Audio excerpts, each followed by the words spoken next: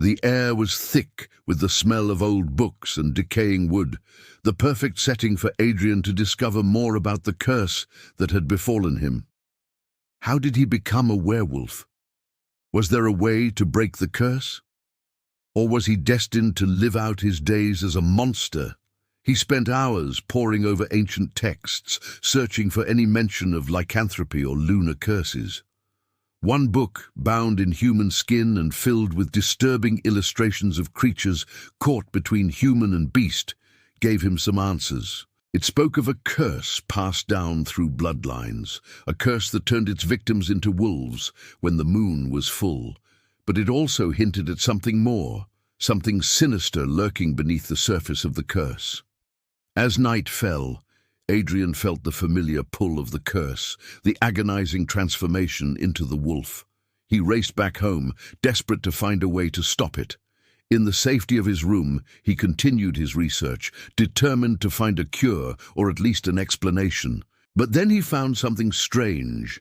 A faded piece of paper tucked away in the back of the book. It was an old forum post from a website called Paranormal Ponderings. The author spoke of lycanthropy, not as a curse, but as a gift, a way to access ancient power.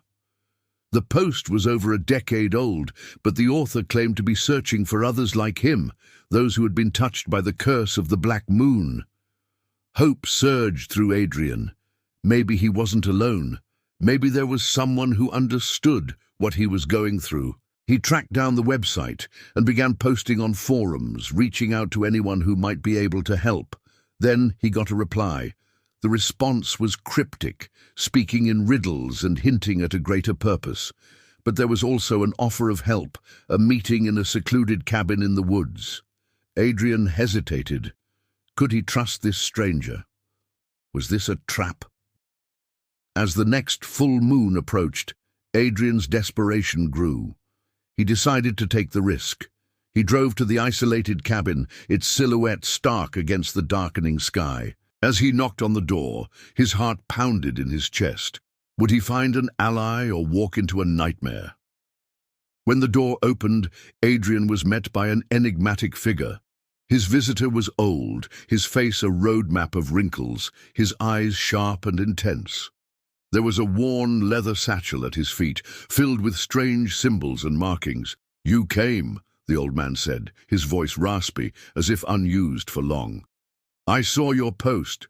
You seek help." Adrian hesitated. Should he trust this stranger? But the urgency of his condition pushed him forward. "Yes, I need your help. I don't understand this curse, how to control it. Please, I need your help." The old man nodded slowly, a knowing look in his eyes. "I can help you, but why? Why do you want to control it?" Caught off guard, Adrian frowned. "What do you mean? Don't you see what I am? A monster, a curse. I need to be cured." The old man shook his head, his gaze intense. "There is power in the curse, boy. Power beyond your understanding. Why would you want to be cured?" Adrian recoiled at the old man's words. Power. He had thought only of the curse's horror, the pain, the loss of control. Power. He looked away, unable to meet the old man's piercing stare. "I just want to be human, to be me again," he whispered. The old man remained silent for a moment, his eyes unreadable. Then he sighed, the sound heavy with age and weariness. "Very well. I will teach you how to control the beast within you, how to harness its power. But know this, the curse is a part of you now. To remove it would be to remove a part of your soul." As the old man spoke, he began rummaging through his bag, pulling out old scrolls and books bound in strange materials. Adrian watched him, torn between hope and a growing sense of unease. The old man sat down heavily, placing the books on the table. "Listen closely, Adrian. The curse of the Black Moon is not a curse at all. It is a gift, a legacy from an ancient bloodline." Adrian frowned, confused. "What? What are you saying?"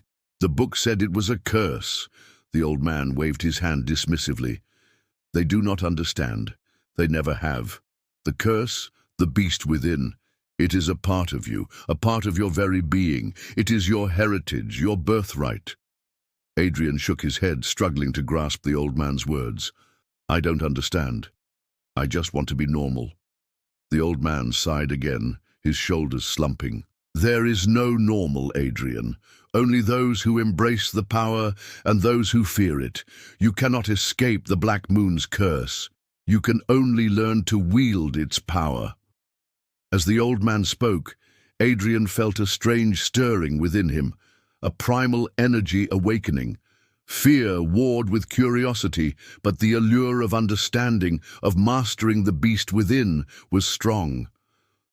Show me, he whispered, the word catching in his throat.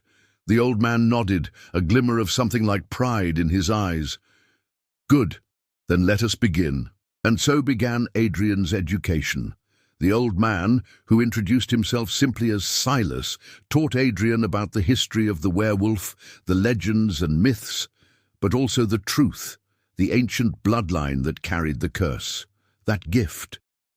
Silas told stories of battles between werewolves and vampires, of ancient pacts and betrayals. He spoke of a world hidden beneath the surface of our own, a world where magic and monsters were real. Adrian listened, enthralled, his fear giving way to fascination. Could this be his destiny, to become a master of the werewolf kind? Days turned into weeks, the old man patiently guiding Adrian, teaching him how to control the transformations, how to harness the power of the beast. Adrian learned about lunar cycles, herbs and rituals, about strengths and weaknesses. But as he learned more, a terrible truth dawned on him. The old man Silas wasn't just a teacher, he was a warden, keeping Adrian contained, making sure the monster didn't get out. It was a shocking revelation, made all the more horrifying by the fact that Adrian had trusted him, had opened himself up to him, revealing his deepest fears and struggles. Betrayal cut deep, especially when it came from someone you've come to rely on. And then there was the power the old man had spoken of, the power of the curse. Now that Adrian understood more, he realized it was a dangerous, intoxicating allure. He could feel it thrumming within him, waiting to be unleashed. The question was, should he embrace it, or was it too great a risk, too terrible a burden to bear? As the full moon approached, Adrian found himself at a crossroads.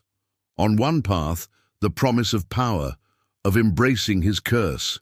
On the other, the hope of a cure, the dream of a normal life. Which would he choose, and what would be the consequences of his decision? Now, before we dive into Chapter 5, so Chapter 5 starts with Adrian realizing that he can't keep running from his curse. He's tired of being scared and tired of hiding. He wants to find a way to either control the situation or get rid of the curse. He goes back to the place where he first found out about the curse, the old library, hoping to find more information. While there, he meets a mysterious woman who seems to know more about the curse than she's letting on. She offers to help him, but her motives are unclear. At the same time, Adrian's transformation is becoming more intense and harder to control. He's losing more control each time the moon is full, and he's starting to hurt innocent people. Meanwhile, we start to learn more about the curse itself. It's revealed that the curse is actually a blessing in disguise, and that the true power of the curse comes out at night when the moon is full. This is a very exciting chapter because we finally get to see the full extent of the curse. We also get to see Adrian embracing his powers and learning how to control them. In addition, we get to see Adrian and the mysterious woman from the library working together to defeat a common enemy. So, what are you waiting for? Click now to watch Chapter 5 of Curse of the Black Moon.